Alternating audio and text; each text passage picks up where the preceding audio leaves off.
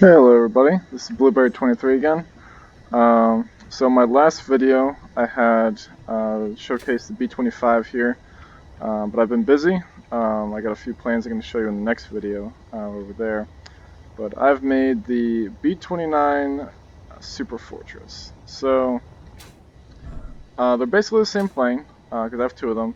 You have the Enola Gay, which I had to abbreviate, of course, because that would not fit on the side of the plane. And then you have Fifi, which is the last, or one of the two last flyable B-29s in the world. So there's two key differences. This one has 20 bombs, as you can see here. They're staggered so they don't blow up the ship when they drop on top of each other in case the plane's not perfectly level. And the Enola Gay has one bomb, which you can guess is as close a replica to a little boy as I could make. Not as spectacular of an explosion as you would imagine. More laggy, of course, but each one's pretty cool. So this one, now if you remember with the B-25, I had to release each bomb individually using a timer block, or a merge block rather. This one, I have timer block sequences to so I can just press a button, it starts a drop sequence. Now, it drops them in pairs of 2, and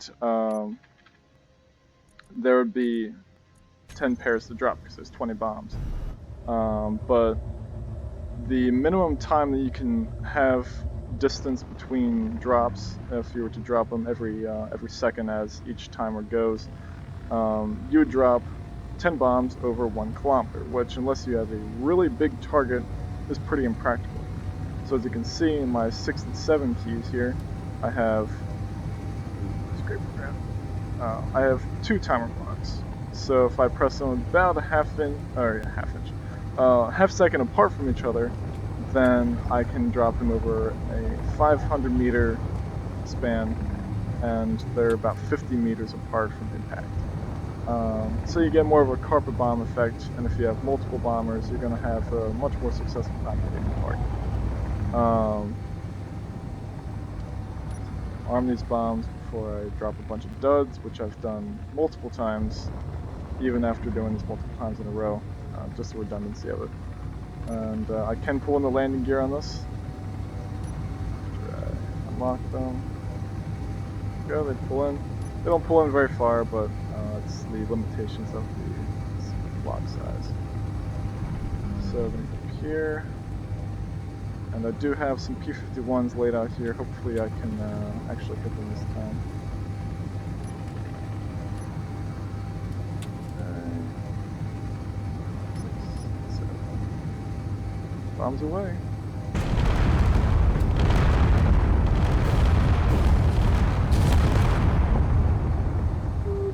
There we go. Beautiful.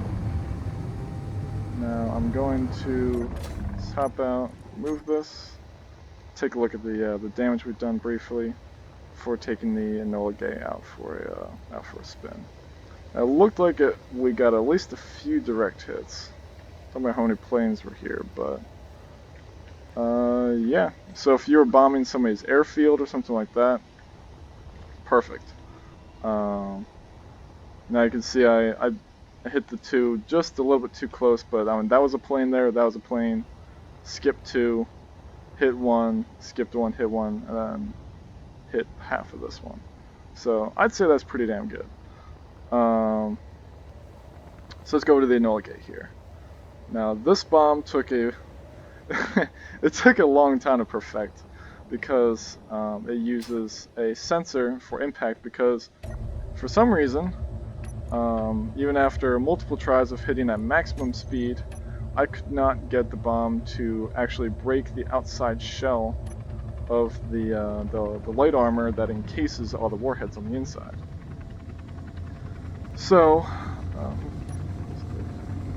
it was a matter of setting up a sensor, and then I needed to have a power source on it, so it wasn't arming, and I couldn't figure out why, but there's no power going to the the timer, so it wasn't actually counting down.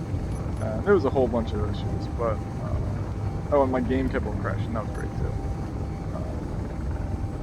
Now, just like the B-29, which I don't remember if I showed it or not, I have actually done the trajectory map for this to drop out of range of ground fire.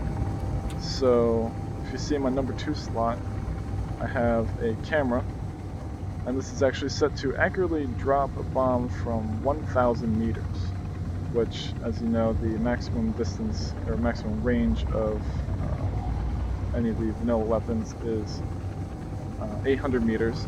So you're about 200 meters above the umbrella of fire that anybody's defenses without fighter aircraft can put up. Now we're not going to try that because it's actually very frustrating, because you actually need a co-pilot or a bombardier to do it for you. So that's what it would look like though. You just zoom in on the target. Hit this one and bomb out. There she goes.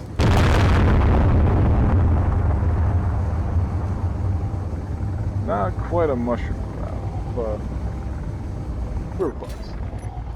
That's about as much as Space Engineers is going to give you as far as mushroom cloud goes, but I just love that bang that comes with so many warheads. Let's see if I actually did any damage, because we dropped just a little bit too soon. Oh, we did that. But you get the point. With some practice with a co-pilot, you can definitely get this down where you could be dropping accurately out of range of your enemies a very large warhead.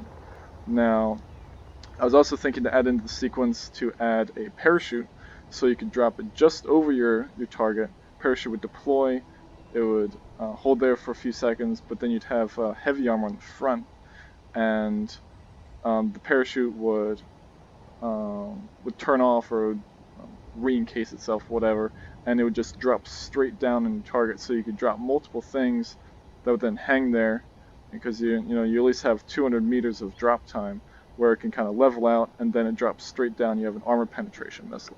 So if you want to drop, say, through somebody's hangar, and you want to make it through the roof, and you knew all the planes were safely inside here, but you didn't want to risk a low flying run to get inside, or the amount of bombing power that would take to take the building down, or to carpet bomb through the roof, you just knock one of those things right through the ceiling, boom, you've just destroyed whatever's below it.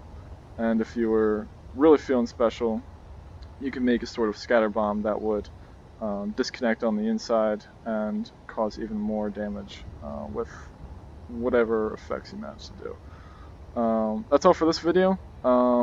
Stay tuned for the next one, where I will showcase the Helldiver that I designed, or made, and the P-61, which has both of them have their own bomb modes as well. So thanks for watching, and stay tuned.